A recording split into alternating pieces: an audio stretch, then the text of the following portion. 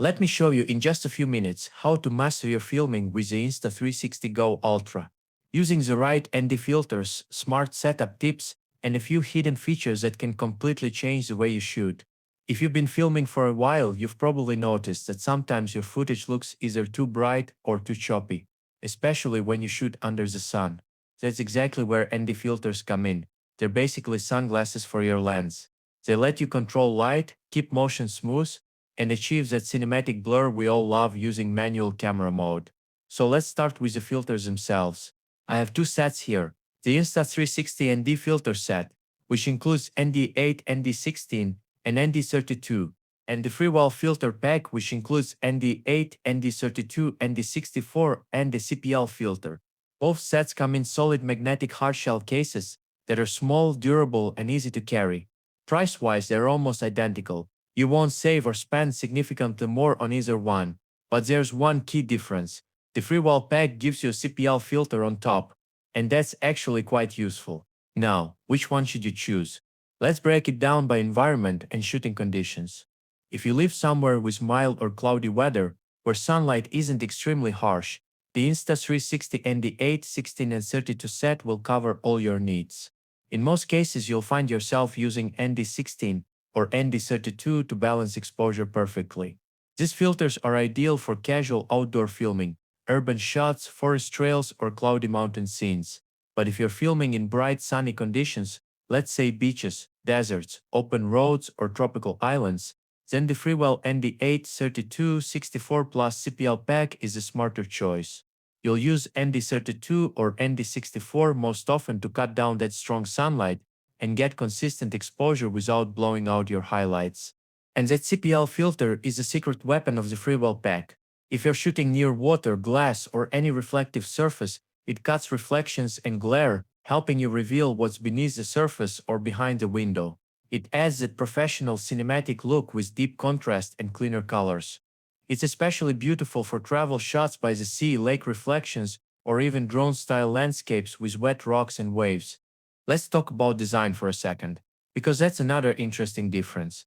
The Freewell filters use completely flat glass, while the Insta360 filters are slightly spherical. The flat design has a practical advantage. If the camera falls on the ground, the protective metal ring absorbs most of the impact, so the glass is less likely to crack.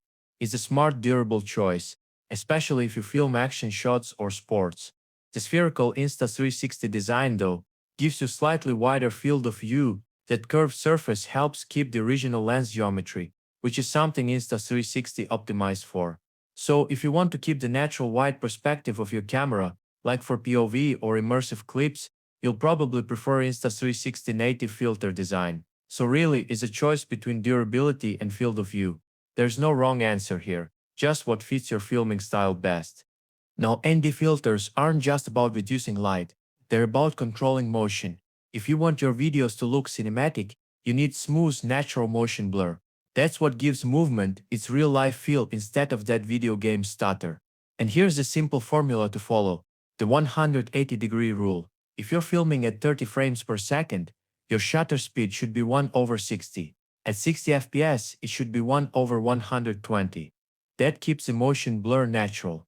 The ND filter helps you stick to those settings even when it's bright outside, so you don't need to crank the shutter speed or ISO. You'll really see the difference when filming fast-moving subjects: cars, runners, waves, or waterfalls. Okay, let's switch to the camera itself, because Insta360 recently added some impressive new features to the Go Ultra.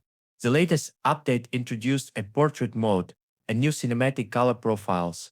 The portrait mode keeps the camera focusing on the face, making it brighter and adapting the rest of the scene accordingly.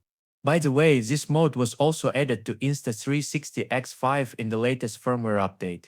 The new cinematic color profiles are designed for creators who want beautiful results straight out of the camera. You can now pick different moods from warm and cinematic tones to cooler, more natural looks, and skip color grading entirely. It's a big deal if you prefer shooting and sharing quickly without heavy editing. But the coolest part? There's a hidden feature not many users talk about. You can customize the main button on the main camera. By default, one press starts a video and a double press takes a photo. But you can change that. For example, you can set a single press to start your favorite video mode, like 4K 30 frames per second cinematic, and a double press to activate time shift or pure video mode.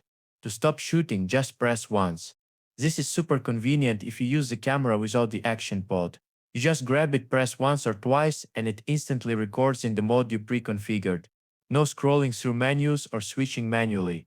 Personally, I set mine so that one press starts standard cinematic video, and a double press activates time shift for those fast dynamic travel sequences. It's a small tweak, but it saves so much time when you're shooting on the go. And here's another hidden gem. In the settings, you can enable automatic pure video mode switching in low light. So when you walk from bright daylight into a darker room or tunnel, the camera will automatically switch to its optimized low light mode. It's a lifesaver if you're filming with just the main camera and forget to change modes manually.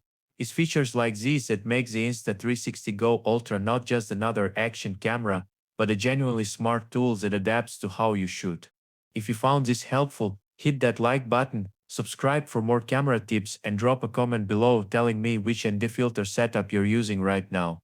And stay tuned, in my next video I'll share my favorite creative filming tricks to make your phone footage look like it was shot on a cinematic camera. See you on the next one.